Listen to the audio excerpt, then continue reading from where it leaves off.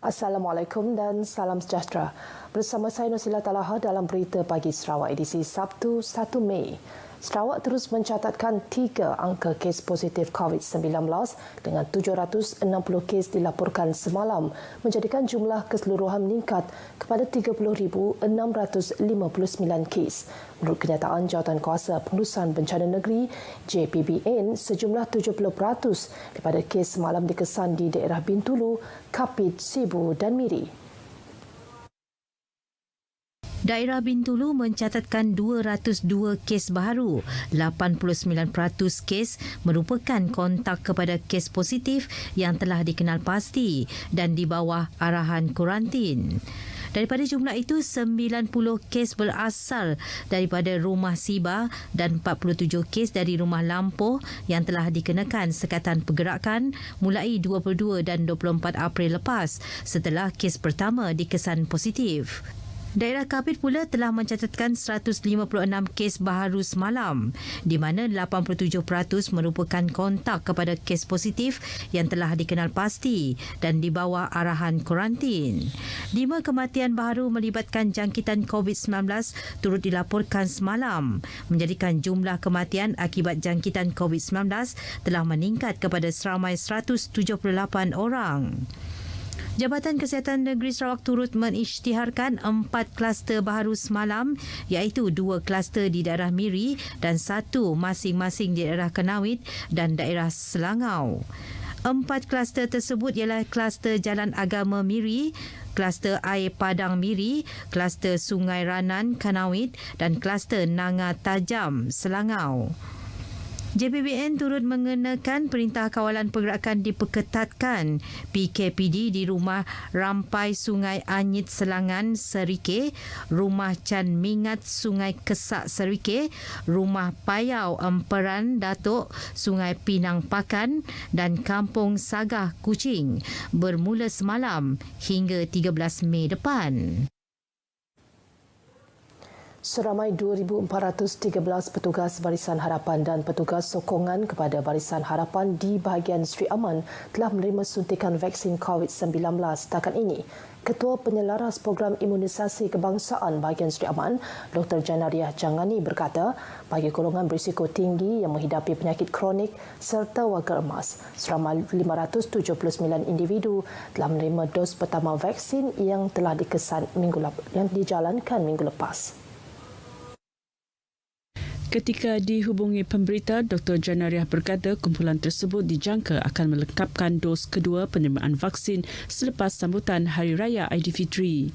Beliau juga memaklumkan seramai 1,600 individu yang merupakan penerima baharu akan menerima vaksin pada Mei ini. Sementara itu, Jawatankuasa Pengurusan Bencana Bahagian Sri Aman menyasarkan lebih 80% daripada keseluruhan penduduknya akan menerima vaksin. Setakat ini, jumlah yang mendaftar telah melebihi sasaran yang telah ditetapkan. Jabatan Kebajikan Masyarakat Sarawak JKMS telah membelanjakan lebih 10 juta ringgit setakat 4 bulan pertama tahun ini untuk bantuan kemanusiaan pengedaran bakul makanan. Bantuan itu disalurkan ke kawasan pelaksanaan Perintah Kawalan Pergerakan diperketatkan PKPD dan kawasan yang dikenakan sekatan pergerakan atau lockdown akibat pandemik COVID-19. Menteri Kebajikan Kesejahteraan Komuniti, Wanita, Keluarga dan Pembangunan Kanak-kanak Datuk Seri Fatimah Abdullah memberitahu perbelanjaan itu bagi menyediakan bantuan makanan kering kepada penduduk di 821 kawasan kampung dan rumah panjang seluruh negeri yang terjejas. Ia melibatkan 9,574 orang penduduk. Untuk tahun 2020, sejumlah RM209,800 dibelanjakan untuk tujuan sama bagi menyediakan 4,196 pek makanan kepada penduduk kampung Haji Baki yang dikenakan PKPD. Menyatakan demikian dalam kenyataan media bersempena program Gemar Ramadan di Pejabat JKMS di Petrajaya Kuching, Datuk Seri Fatimah berkata, JKMS telah memainkan peranan penting terutama dalam menjayakan misi kemanusiaan dan kebajikan sosial dalam membantu usaha kerajaan untuk mengekang penularan COVID-19 termasuk pengedaran bakul makanan. Program Gemar Ramadan melibatkan aktiviti memasak bubur lambuk bertujuan mengeratkan lagi hubungan silaturahim serta memupuk semangat kerjasama dalam kalangan kaki tangan jabatan. Aktiviti yang dilaksanakan dengan pematuhan prosedur operasi standard oleh kaki tangan JKMS itu turut disertai anggota bomba dari Balai Bomba dan Penyelamat Petrajaya. Dalam pada itu, Datuk Seri Fatimah memaklumkan sumbangan sebanyak RM100 akan dikreditkan ke akaun penerima bantuan bulanan kebajikan Sarawak melalui program Sejambak Kasih Raya Gawai 2021 yang merupakan program tahunan Jabatan Kebajikan Masyarakat Sarawak bersempena musim perayaan bagi meringankan beban kewangan selain menceriakan penerima bantuan yang menyambut perayaan tersebut. Seramai 15,471 orang akan menerima bantuan tersebut bersempena sambutan Hari Raya Aidilfitri dengan jumlah perbelanjaan sebanyak RM1,547,100.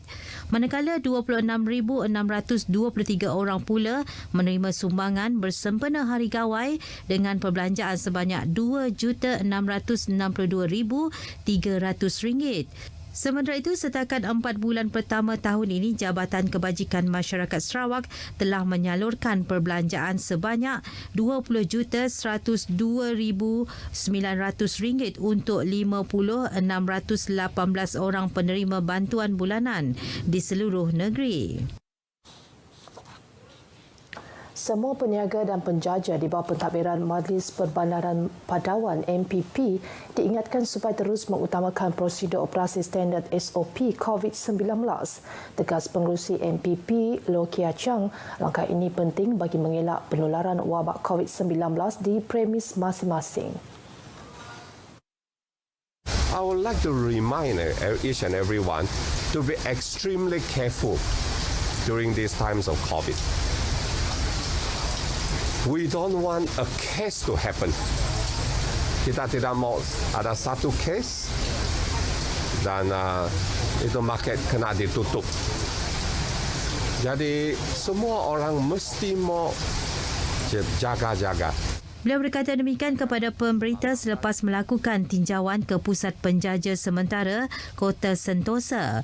Dalam pada itu, Loh Kia Chang yang juga Ahli Dewan Undangan Negeri Batu Kitang mendedahkan sebanyak 12 pusat penjaja di bawah seliaan MPP terdiri daripada 7 pasar tani, 3 pasar malam dan masing-masing 1 pasar siang dan pasar borong. Setakat ini katanya operasi di pasar-pasar tersebut masih berjalan lancar dan tiada pasar yang diarahkan tutup berikutan kluster yang dikesan di pasar tersebut. Justru beliau memuji kesesama orang ramai terhadap SOP yang dilaksanakan dan berharap pematuhan SOP diteruskan agar perniagaan tidak terjejas. Sebuah syarikat perkhidmatan penghantaran dan perkapalan di Bintulu dikenakan kompaun RM43,000 kerana gagal mematuhi prosedur operasi standard SOP pencegahan COVID-19. Menurut Pegawai Perubatan Bahagian Bintulu, Dr. Melvin Chung Sin Leong, kompaun itu dikeluarkan selepas hasil pemeriksaan mendapati 22 orang pekerja syarikat terbabit tidak mengimbas QR Kod MySejahtera dan pekerja yang turun bekerja melebihi 30% kapasiti yang dibenarkan. Dr. Melvin menyatakan demikian selepas operasi pemeriksaan yang dijalankan Pejabat Kesihatan Bahagian Bintulu di kawasan industri Tanjung Kidurong. Dalam operasi kedua, sebuah syarikat yang menjalankan perkhidmatan menjual kereta di Jalan Tanjung Batu turut dikenakan kompaun sebanyak RM4,500. Hasil pemeriksaan mendapati syarikat itu gagal mematuhi SOP berkenaan selain membenarkan pekerja turun melebihi 30%. 3 pekerja juga didapati tidak mengimbas MySejahtera. Dr. Melvin dalam pada itu mengingatkan majikan supaya sentiasa mematuhi SOP yang ditetapkan, termasuk memastikan pekerja mengimbas QR Kod MySejahtera di tempat kerja. Ini kerana masih terdapat majikan dan pekerja mengambil remeh SOP berkenaan. Tapak tanah yang ditawarkan oleh Kerajaan Negeri untuk pembinaan Kompleks Akademi Binaan Malaysia ABM di Bintulu akan menjadi kawasan strategik apabila terbinanya jalan raya dan jambatan baharu di kawasan berkenaan. Perkara itu dimaklumkan Pengerusi Lembaga Industri Pembinaan Malaysia CIDB, Insinyur Yusof Abdul Wahab selepas kunjungan hormatnya terhadap Ketua Menteri Datuk Patinggi Abang Johari Tun Openg di Kuching. Kunjungan hormat tersebut untuk memaklumkan kepada Ketua Menteri kedudukan tanah milik CIDB di Sarawak, terutama sekali di Bintulu yang akan digunakan untuk membangunkan kompleks ABM. Setelah berbincang dengan Yang Amat Berhormat Ketua Menteri tadi, beliau memberi gambaran bahawa dengan terbinanya jalan baru dan jambatan baru, kawasan tersebut mungkin merupakan sesuatu kedudukan yang strategiklah untuk membina kompleks ABM dan juga pejabat CIDB di kawasan tersebut. Insinyur Yusof yang juga ahli Parlimen Tanjung Manis yakin kerajaan negeri mempunyai perancangan yang khusus untuk Bandar Bintulu dan kawasan sekitarnya. Beliau juga berharap ABM yang merupakan pusat penilaian dan latihan CIDB dapat memenuhi keperluan untuk pembangunan dan peningkatan kemahiran pekerjaan binaan khususnya di negeri ini. Dalam pertemuan tersebut turut dibincangkan berkaitan premium tanah pejabat CIDB di Kuching yang telah dibeli oleh CIDB untuk kegunaan pejabat CIDB maupun ABM. Sejumlah RM224,000 telah diperuntukkan ke 77 buah masjid dan surau di Limbang. Menurut Menteri Muda Pemodenan Pertanian, Tanah Adat dan Pembangunan Wilayah, Datuk Dr. Abdul Rahman Ismail, peruntukan itu disediakan di bawah Geran Projek Kecil Luar Bandar MRP. Datuk Dr. Abdul Rahman Ismail menjelaskan peruntukan berkenaan bertujuan mengimarahkan masjid dan surau untuk kegunaan jemaah. Tambahnya, menerusi dana itu, ia memudahkan jawatan kuasa masjid dan surau mengadakan program dan aktiviti. Beliau berucap demikian pada majlis penyampaian geran di Masjid Baitul Iman, Limbang. Sementara itu, di Sibu seramai 6,700 ketua isi rumah diagihkan buah kurma sumbangan ahli Parlimen Tanjung Manis, Insinyur Yusof Abdul Wahab. Agihan buah kurma itu melibatkan masyarakat Islam yang telah diserahkan oleh ketua masyarakat dan ketua kaum sebelum diagihkan kepada penduduk kampung masing-masing. Pengagihan dilakukan selama 4 hari itu berakhir Rabu lepas. Sekian berita pagi Sarawak. Utamakan kesihatan anda, kerap cuci tangan dan elak bersalaman. Di kesempatan ini, saya Nusila telah mewakili warga RTM Sarawak mengucapkan selamat menyambut Hari Pekerja. Jumpa lagi. Salam hormat.